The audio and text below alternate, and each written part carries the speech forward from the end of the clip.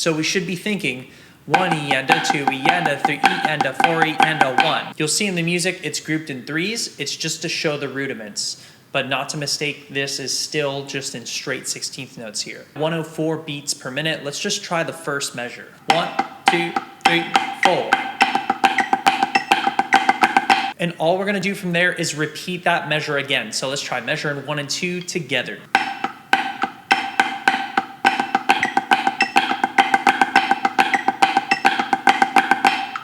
All right, and it's super critical that you notice how they're defining those accents versus the taps. The accents are nice and full and strong, and we want to have a good clear flam.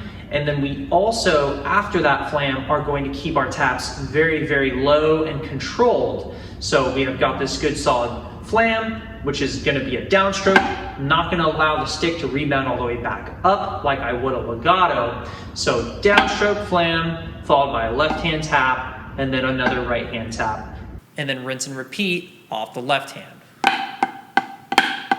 So that's what's happening in slow motion. Once you get to the flam taps, sort of different because the right hand is 3 notes in a row. So we're going right, right, right, and it's gonna gradually decay through those flam taps.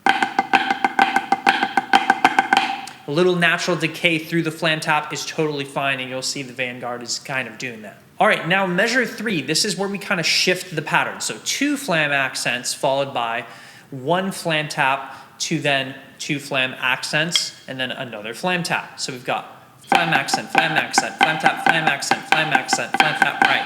And again, with those flams, you want to have a good clear space between the grace note and the primary note. You don't want to get something like this, where they're playing exactly at the same time, and you want to keep that grace note nice and low. Third measure, ready, go. 2, again, and go. Every single one of these accents, I also want to sound even from hand to hand. So I don't want my left hand to sound quieter than my right hand, for example. All right, moving forward, we have flam tap, flam accent, flam accent, flam accent, flam accent, right. Let's get that 4th measure. Here we go. 1, 2, ready, and 2, 3, and go. Okay, and then we start to introduce flam drags. This is where we have the flam accents, but now we have a double stroke on the second partial of the rudiment. So we have flam double right, flam double left. And this is gonna involve a little bit more energy in the hand to get the double. Push down a bit with the motion and allow that rebound to create the double. And that may involve just a slight amount of pressure in the fulcrum on the right hand as well. With the left hand, I like to think of those low doubles as a little more of a push downward. If you simply hold on to the stick and move your arm straight up and down, you should create a double. So I'm not thinking about adding pressure or anything like that on the left hand, really just thinking of pressing downward and getting a double out of the rebound. And even on the right hand to some extent, but if you do find yourself just holding on for that fulcrum a little more to get the double, that's fine. What you definitely don't want to be doing is tensing up on these flam drags. So here we go, let's try the next measure. We've got this is an exact repeat of the first measure, except with flam drags. Let's do it. Measure 5 and go. I would say the most common issue is gonna be for younger players to be too wide and open on those drags. It's gonna sound something like this. Those are too open and wide on the rhythm. So you wanna be able to hear down. And the reason you gotta hear that rhythm is because it's double the speed of 16th notes. So you should hear 32nd notes for the doubles. So it should very much sound like this. But in the rudiment of. So if you're finding that your doubles are too open and sloppy, so to speak, I would, again, try to think about a little more downward motion for the double, close up the space of the double, so it's not too wide and open. And make sure you're not doing too much wrist, believe it or not. If you're wristing out these doubles, if I only use my wrist, my doubles sound like that. So you don't want to do that. You want to actually use your forearm a bit for these doubles. That way you can get a nice crisp double in the timing. Okay, let's try measure 5 and 6, put it together, and go.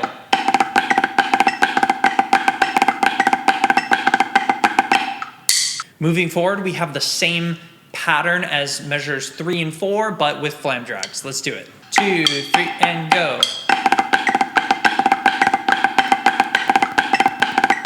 All right, and for this, I'm really trying to feel where the groove of those accents are. 1, and a dun, dun, dun, dun, dun, dun, dun, dun, dun, dun. Right? There's a really fun type of vibe and pattern to this exercise that I love. So try to listen for that as you go through here and make sure those accents are lining up with the groove of what we're going for. The next section of the exercise is probably the most choppy section. This is where we have this pattern where it is a flam drag, but then we end on a left flam to yet another left flam. So we have left, left.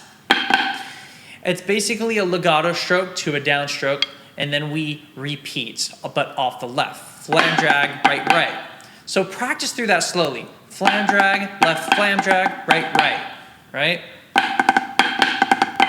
Basically entire measure of that pattern until the of 4, it's going to reverse. So we're not going to do right, right on the of 4, it's just going to be a flam drag.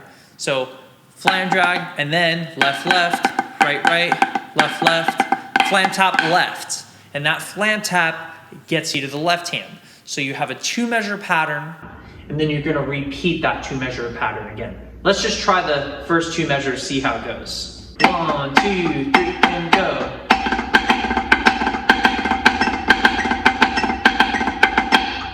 And again, if you're chopping out on this, go way slower. Slow it down to where you can just get this going on.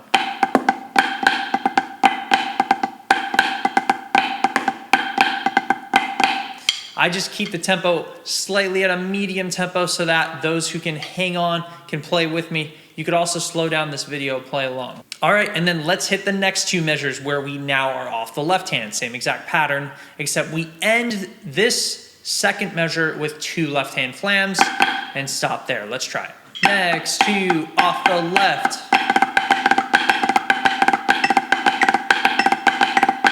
All right, and then we get to the last 2 bars, or last 3 bars, if you will, where I kind of consider it like the tag of the exercise, which is kind of like a little groove out type of lick at the end. So we have a rest on the first beat, then we come in on the E with 2 right hands, flam, flam, which then is a flam drag. So we have right flam drag,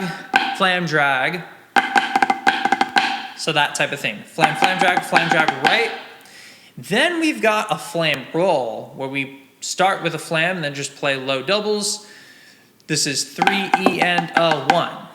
So 1 E and a 2 E and a 3 E and a 4. Then once you get to beat 4, you have 4 E and a 1. So you have basically a flam accent on the E of 4. So 4 E and a 1. Let's just try that measure on its own. Let's do it. 3 and go. 2, 3, and go. I would say the hardest thing is feeling that space of that 1/16th note. 1 E and, right? 1 E and just lining up right there, not jumping in too early or too late, and just thinking of the subdivision of 1 E and a 2 E and a 3, and thinking, it could be really good just to figure out where those accents land, playing them alternating. Right, and just understanding where that feel is. Okay, and then we have the last measure where we have 3 right hand flams, the last one being the start of flam accents. So right, right, flam accent. Then we have 32nd notes, or you can just think of them as 2 doubles and 16th notes here, right, right, left, left. And then we have paradiddle, diddle, right. So in total, we have 1 E and a 2 E and a 3 E and a 4 E and a 1. Really crucial that on the doubles and the paradiddle diddles, You keep those taps down all the way through, low and go, even though you're jumping up for the accent there. After that accent, you got to drop down for those low rights. And then we've got our sticks in. Cool, let's just try the last full measure. And go. Okay, so let's try the last two measures here. The last two full measures plus the release. Big and full.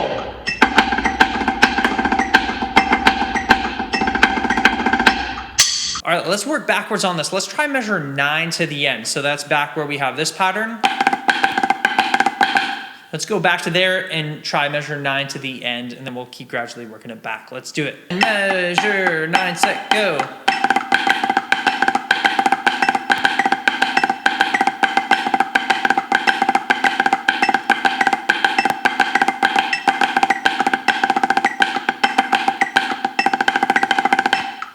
We didn't try the first chunk. Let's try top to measure 9 first before we put it all together. Here we go. Top to measure 9. Top, 2, 3, and go.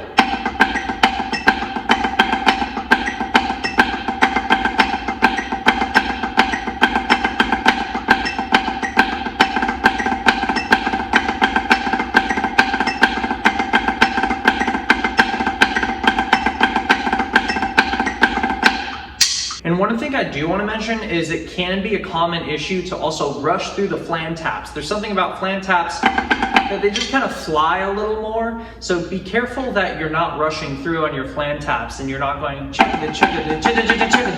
for example. You want to keep it all straight the whole way through. Lots of chicken-de-chones all at the same rhythm and timing. All right, guys, we've made it through it. Let's try the whole dang thing. Let's do it.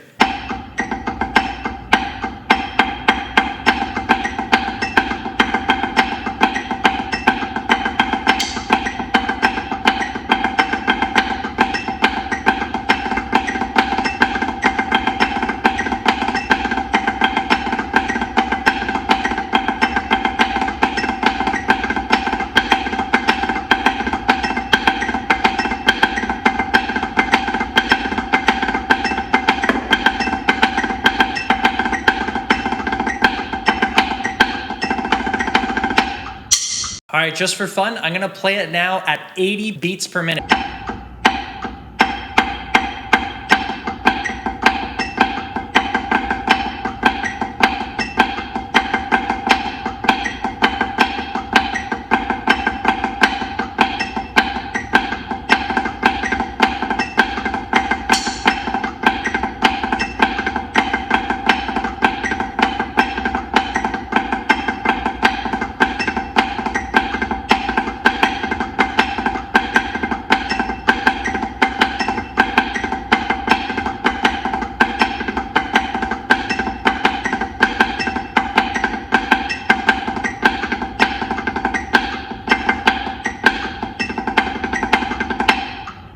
Now I'm going to play it at 90 beats per minute.